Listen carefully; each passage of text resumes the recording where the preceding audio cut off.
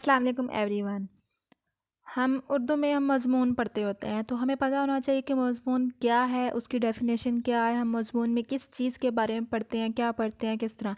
हम ऐसे अंधाधुंध तो कोई चीज़ नहीं रीड कर सकते ना, इसलिए हमें पहले उसकी डेफ़िनेशन पता होना चाहिए, तब जाके हमें मज़मून पूरा रीड करना चाहिए। तो आज हम मज़मून के बारे में पढ़ेंगे। मज़मून का लफ्ज़ अपनी असल के एतबार से अरबी है, जिसके लगवी मायने हैं ज़मन में लिए हुए। तो मज़मून के लफ्ज़ी मायने क्या हुए? ज़मन में लिए हुए। किसी मुकर्ररा मौजू पर अपने ख़यालात, जज़्बात, तासुरात का तहरीरी इज़हार मज़मून कहलाता है। दुनिया के हर मामले, मसले या मौजू पर मज़मून कलमबंद किया जा सकता है। हम किसी भी पॉइंट पे हम मज़मून लिख सकते हैं, चाहे वो हमारी अपनी लाइफ का हो, किसी और की लाइफ का, या दुनिया में चलते हुए किसी भी मौजूदा मसले या इंसाफ का मसले का के बारे में हो, हम मज़मून राइट कर सकते हैं, लिख सकते हैं।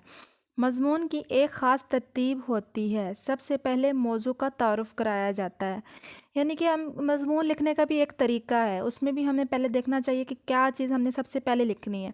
तो जो सबसे पहले है ना, वो हमें जो इस बारे में मज़मून लिख रहे हैं उसका तारुफ़ कराना चाहिए। फिर इसकी हमायत या मुखालफत में दलाइल दिए जाते हैं, बहस की जाती है और आखिर में इस बहस का नतीजा पेश किया जाता है।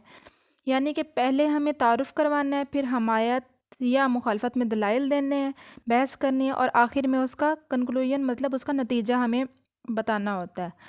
मज़मून आम तौर पर मुख्तसर होता है और मौजू के चीदा चीदा पहलुओं पर दिलचस्प राय में इज़हार ख़याल किया जाता है। यूँ तो मज़मून की कई किस्में हैं। अब देखिए, अब ये तो हमने पढ़ लिया कि मज़मून क्या है और उसको किस तरह लिखा जाता है। फिर अब हमें ये भी पता होना चाहिए कि उसकी इक़साम कितनी है, कितनी किस्में हैं। तो उसकी किस्मों में आता है इल्मी किस्म, तारीख़ी, तनकीदी, सुहानी, फ़लसफ़ियाना, साइंसी, इस्लाही, अदबी। ये तमाम जो है ना, ये मज़मून की किस्में हैं। तो अब ये हमारे मौज़ू पे डिपेंड करता है कि हम किस चीज़ के बारे में लिखेंगे। हम जिस चीज़ के बारे में लिखेंगे उसके मुताबिक हम उसको किस्म का नाम भी दे लेंगे। ताहम अदब में हल्के फुल्के अंदाज में लिखी गई इस तहरीर को मज़मून कहा जाता है जिसमें कहानी ना हो, ख़यालात, तासुरात और जज्बात हों। तो उम्मीद है आपको आज मज़मून की डेफ़िनेशन या तारीफ़ के बारे में भी आपको पता चल गया होगा।